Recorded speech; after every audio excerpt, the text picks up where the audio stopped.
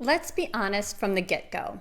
Some of you are in mentorship programs because it'll look good on your college or grad school application, or because your boss signed you up, or because it's a sanctioned excuse to leave your cubicle for an hour every other Thursday at 10 and you're getting a free cup of coffee out of it each time.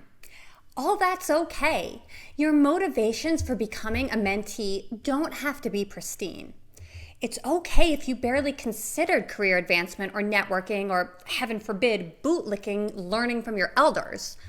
Whatever led you to become a mentee, a mentorship relationship can be way more useful than you might think, even if your mentor is the kind of person who still leaves you minute-long voicemails. Unless you've had a later in life career change, I'm assuming that if you're a mentee, you're probably Gen Z or Gen Alpha. And this means that your mentor, who is at best an elder millennial or Gen X or even a boomer, is probably decidedly not cool. They, and by they I mean we, because I am one of them, we probably do plenty of cringe stuff, like quote from the movie Wedding Crashers, or use email like it's a personality trait, or no cap, try to use your fire flame slang in our skibidi Ohio Rizzler attempt to connect with you, even though it's mid, it's delulu, it's just not bussin'. And then we thereby unwittingly expose ourselves as even more out of touch than we realized. But remember, me and my fellow olds have already been through many of the things that you're going through right now, and we've come out the other side. We've already confronted many of the professional challenges you haven't faced yet, but will within the next few years. And if we could magically go back in time, we know exactly what we would have done differently to better prepare ourselves. We've worked in dysfunctional offices, we've survived bad bosses, negotiated salaries, and managed career pivots in real time. We know what it's like to be told our generation is entitled and has no work ethic, and it's all gone downhill with us. Although we do well to remember that more often now that some of us are saying the same things about you. Your mentor might have worn dreads in the office before the Crown Act existed and before bosses thought twice about telling people to shave it off and look more professional, code for white approved.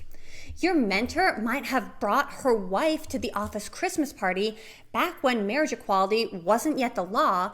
They were legally considered domestic partners, so people whispered about whether she should have attended at all, and rampant homophobic jokes and questions about, hey, which one of you is the man, were still acceptable. Maybe your mentor started a recycling initiative in the office cafeteria back when no one was talking about environmental sustainability in the workplace, and the only questions he was asked was, how does this save the company money, and why would you bother?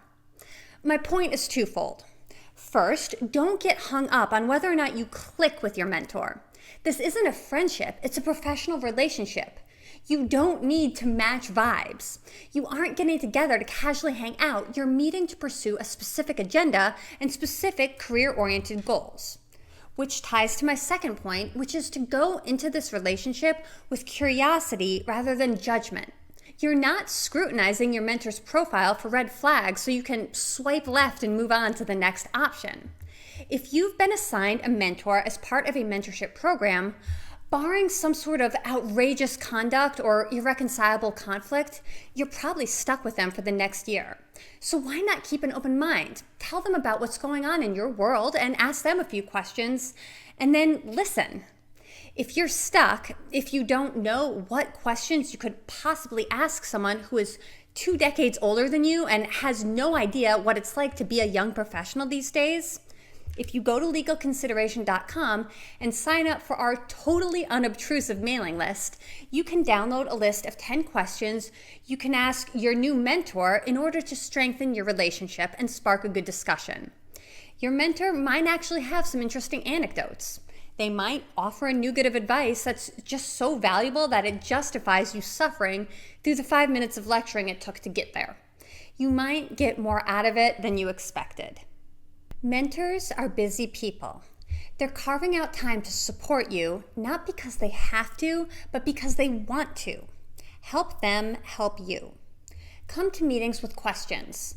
Almost all mentors will be ecstatic if you send them an agenda in advance of your bi-weekly or monthly session, setting forth what you want to talk about.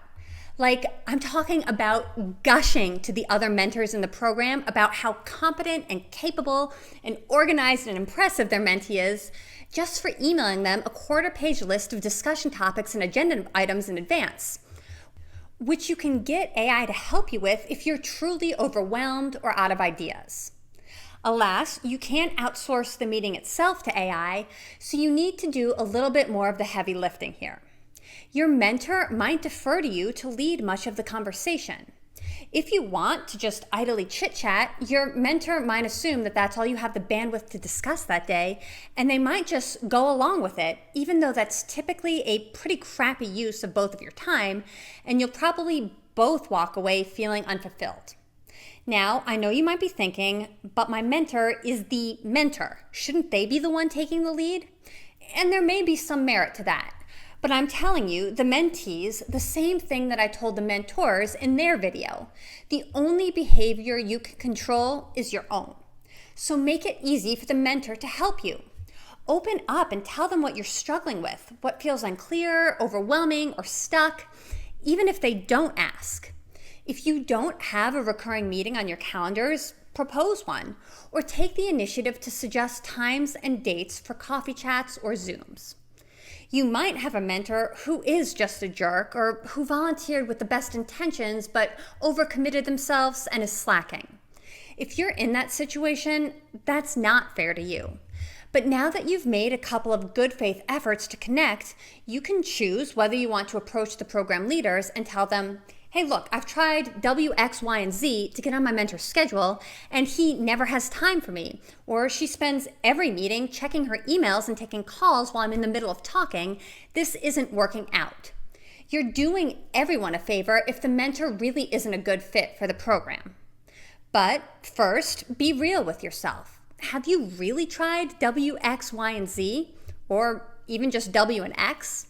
Do you respond to your mentor's emails and calls timely? Do you make a habit of canceling or rescheduling meetings?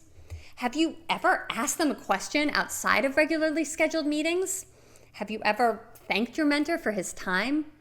From the mentor's perspective, if you aren't enthusiastic, if you seem checked out or inconvenienced by the mentor's overtures, they're going to assume that you just joined the program because it's a nice line item on your resume and you aren't actually interested in building a relationship.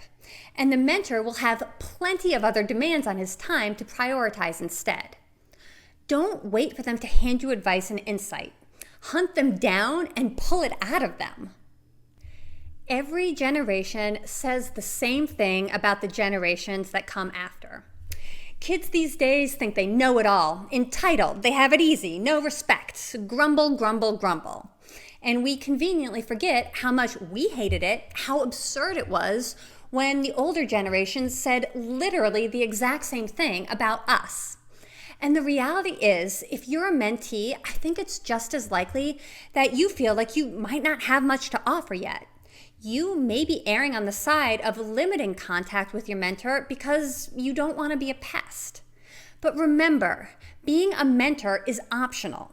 Your mentor wants to work with you and they want to connect with you. You offer a unique perspective that your mentor probably doesn't have much exposure to otherwise. If she has kids, they're probably quite a bit younger than you, and her friends and colleagues are probably in her peer group or even a little bit older. There's a certain energy and creativity and open-mindedness that 20-somethings have, and although a few especially badass individuals hang on to that indefinitely, there's a sad tendency for it to damper or even disappear with age. Your mentor wants to be around that energy, and they want to learn from you, and they want to learn about new tools and trends and shifts in mindset and language and culture, and they want to learn about them from a real person who is immersed in that world. That's you.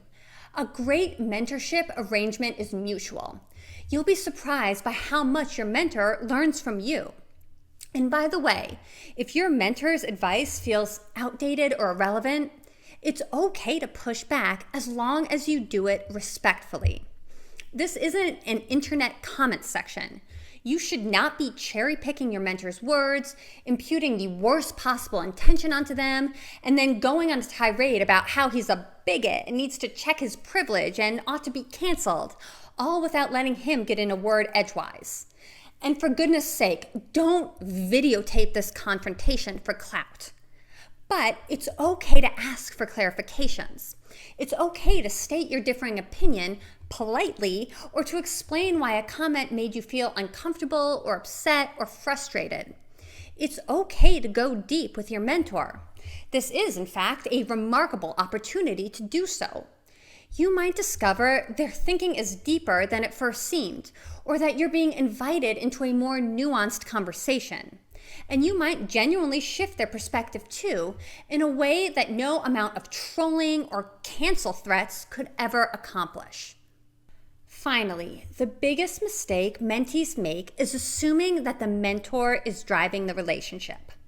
We talked about this a little bit already, so I'll be brief, but it's worth reiterating here. The best thing you can do to be a great mentee is show up.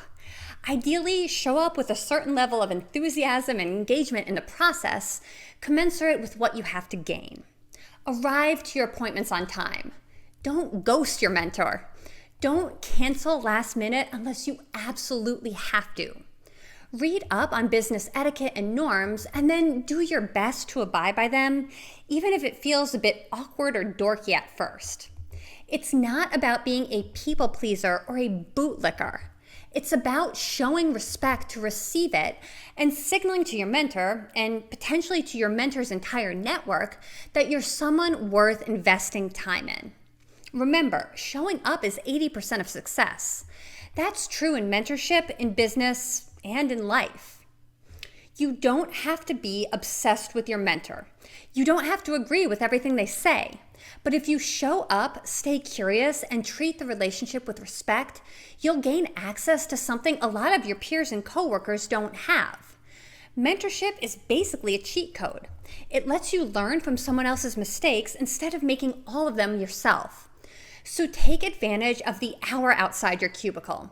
Initiate scheduling, ask meaningful questions, stay focused and engaged in the conversations, and show up late to weekly trivia with your friends if Thursday happy hour is the only time your mentor can meet this month.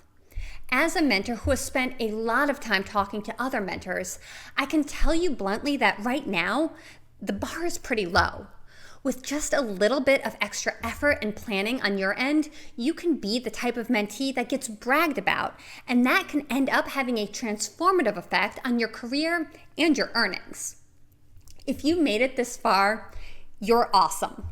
Please check out legalconsideration.com for all the latest on premium courses and opportunities to accelerate your own learning on all things law, business, and finance. And don't forget to like and subscribe to this channel for more content on the topics that matter most to business owners, professionals, entrepreneurs, and creatives just like you.